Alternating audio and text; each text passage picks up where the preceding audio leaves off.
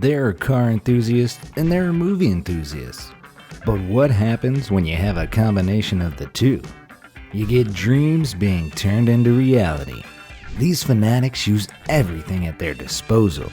Finances, skills, inspiration, labor of love to build real-life versions of the most beloved motion picture vehicles. Here are 10 of the most impressive movie cars made in real life. Number 10. Optimus Prime. Dedicated father Joe Fiducia from Monroe County, Pennsylvania knew that his son was such a big fan of the popular Transformers franchise that he took it upon himself to build the world's first full-size replica of Optimus Prime, leader of the Autobots. Weighing about 21,000 pounds, the truck is 30 feet long and 12 feet wide, with a spectacular red and blue paint job and over 16 Autobot logos. What's even more spectacular is that Joe did all this without any mechanical training. Quite an impressive feat.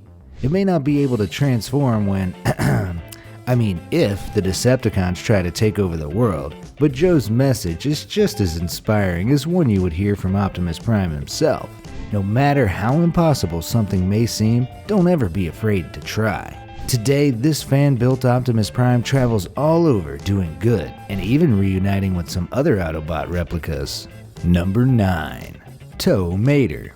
Eddie Paul spent decades creating hundreds of cars for television and movies, some modified and some hand-built. Eddie's first film cars were 36 hot rods he built in just 2 weeks for the movie Grease. When Jay Leno suggested using Eddie to make some vehicles to promote the movie Cars, Pixar knew they needed to use the lovable Tow Mater character as the bait. Eddie always wanted to build this trusty tractor-tipping tow truck, and Pixar told him he could have the job if he first built race car Lightning McQueen and female lead Sally Carrera. Piece of cake. Eddie made Lightning McQueen from a Trans Am and Sally by shortening the wheelbase of a Porsche.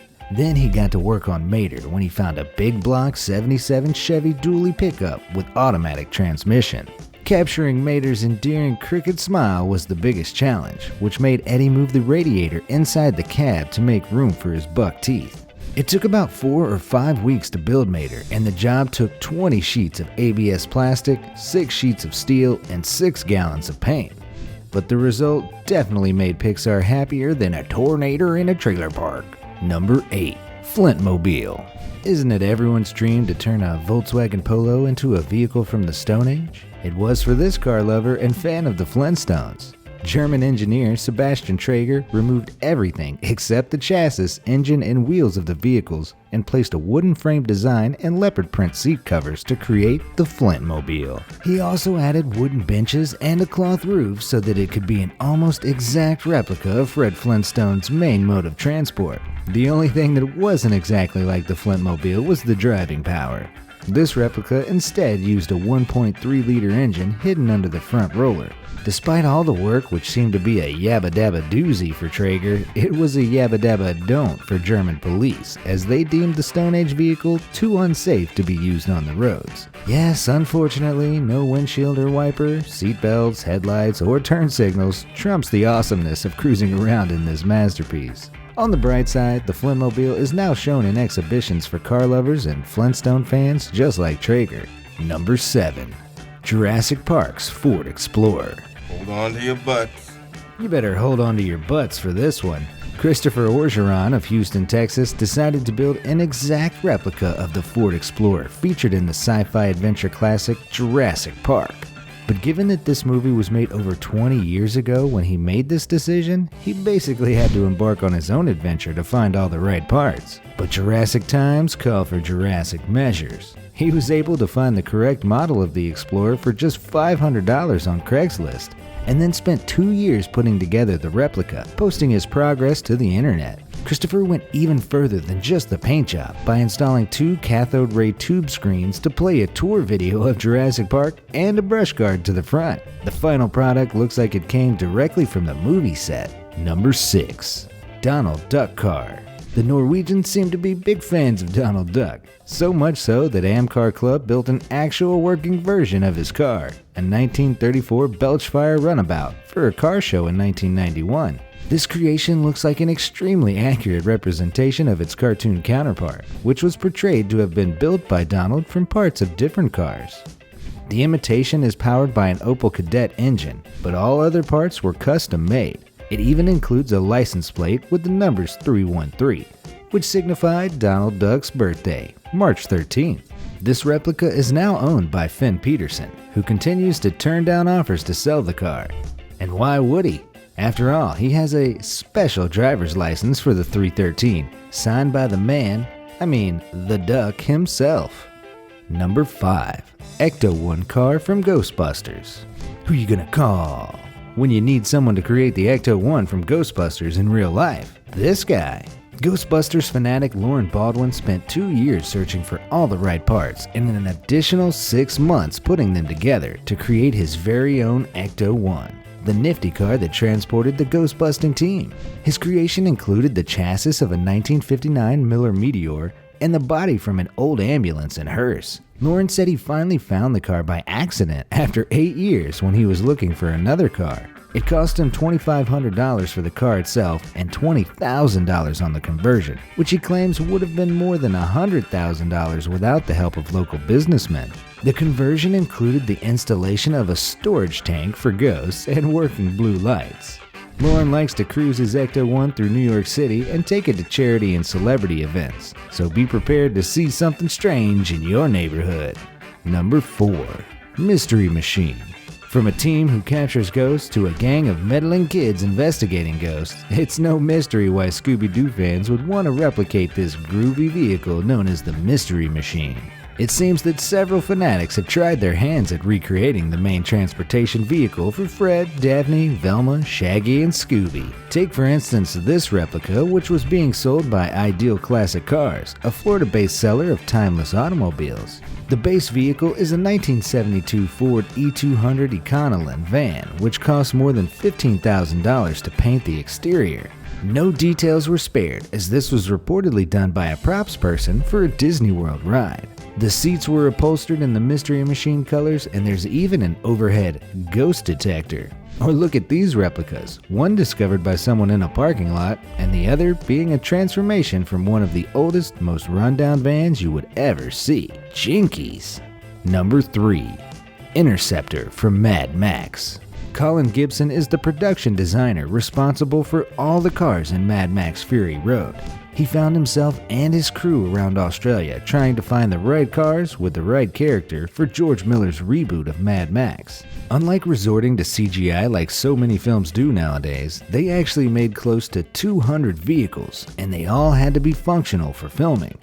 For instance, the hero car of the film, the Interceptor. The original version, a 1974 XB Ford Falcon Coupe, appears in the beginning of the film, but is damaged and comes back on a new off-road set of wheels, new suspension, chassis, and weaponized. The movie is basically a car enthusiast's dream, so the other cool vehicles in the film deserve some attention too. The Gigahorse is the anti-hero car, made up of two 1959 Cadillac Coupe de Villes and driven like a throne by Immortan Joe. It's an absolute beast of a vehicle, complete with two supercharged V8 engines powering the doubled-up tractor wheels on the back. Another vehicle worth mentioning is the War Rig, the central vehicle of the film. It was built on a Tatra, a Czechoslovakian off-road ex-military truck. It's six-wheel drive and powered by two supercharged V8s. A 1940 Chevy Fleetmaster was then welded to the back of the cab and a Beetle cabin mounted to the tanker. Another important vehicle during the film is Rictus Erectus's vehicle, Bigfoot, which is a 1940s Dodge Fargo tray top pickup truck on top of a monster truck chassis, giving it more than enough clearance to perform the stunts in the film. Another cool vehicle, and even more hardcore than its name, the Peacemaker is a modified Howe and Howe Ripsaw EV1 Extreme Vehicle 1 with a Valiant Charger body. And finally, the film's craziest vehicle, the Doof Wagon, which includes loudspeakers, spotlights, and a guitarist who has a flame-shooting guitar. I mean, come on, what else can you need? Number 2. Knight Rider's Kit.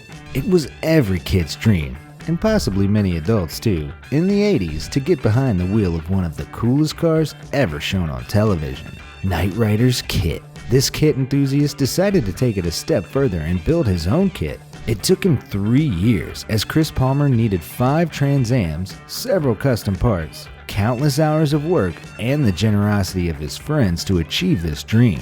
In the end, he believes it was all worth it, as his model is a very close match to the 1982 original. Everything operates and sounds as Kit did on the show. And before we reveal our number 1 pick, here are some honorable mentions. Wacky Races Cars. Wacky Races was an animated series produced by Hanna-Barbera and ran for 17 episodes. Each week, a group of oddball characters in just as odd vehicles would compete in a cross-country race for the title of Wackiest Racer. But nothing could be wackier than seeing this event come to life in the Goodwood Festival of Speed. The real-life, functioning replicas of the wacky vehicles were unveiled each year until the set of 11 was completed in 2008. The cars bear no difference to the cartoon versions, and the drivers dress exactly like the characters. This definitely would make a wacky good time. The DeLorean. Ollie Wilkie from Southwest England not only owns 1, but 2 DeLorean cars. It's the famous flying car driven by Doc Brown in the Back to the Future series. Ollie bought his first DeLorean in May 2012 and spent 18 months working on it before purchasing a DeLorean built by an ex-NASA engineer and Universal Studios contractor. Although it's not capable of time traveling, this model has everything from fully programmable time circuits to a flux capacitor, and a Mr. Fusion home energy reactor. When it reaches 88 kilometers per hour, a series of light and time travel sounds come on and can even be put into a hover conversion mode. Like Doc said, if you're going to build a time machine into a car, why not do it with some style? Number 1. Batmobile. What movie car is more iconic than the Batmobile? Even if you aren't a fan of the comic or the movies, you can't help but admit that the Batmobile is pretty darn cool. Australian Zach Mihaljevic definitely thought so when he set out to build his very own model of the car from the 1989 film starring Michael Keaton as the Caped Crusader. He found the original parts in a Hollywood auction, which were basically intended as replacements if the car used in the film was damaged. It cost a lot to run this vehicle, so Zach does events like birthdays and weddings to help cover this. However, like a true hero, Zach turns down offers to sell the Batmobile so that he can team up with the Make-A-Wish Foundation and make dreams come true for terminally ill children. Proving that the Batmobile just gets cooler with time, this replica of the Tumbler Batmobile used in the Dark Knight movies went for sale in 2014 for $1 million. About the same amount it cost to build the car for the film. With Christopher Nolan's preference for using real things instead of CGI, about 7 of them were built for real by the custom car design crew of Warner Brothers for the Dark Knight trilogy, complete with a hot air balloon burner for the flames coming out of the exhaust at the back. Everything is custom made, with more than a foot of travel for suspension, and the original prototype took over a year to build. This one that went up for sale included 44-inch tires with custom rims, a stereo with Bluetooth and iPod integration, as well as a CD-DVD player and an 8-cylinder engine. I know it's many years old, but come on, Batman, a CD player? You can do better than that. Best of all though, it's totally street legal. Maybe that means they removed the rocket launchers? I guess some men just want to watch the world burn, and some just want to roam around the streets in the Batmobile. So, what do you think? Which movie car was your favorite? Are there any other movie cars you would like to see made? Let me know in the comments section down below, and thanks for watching.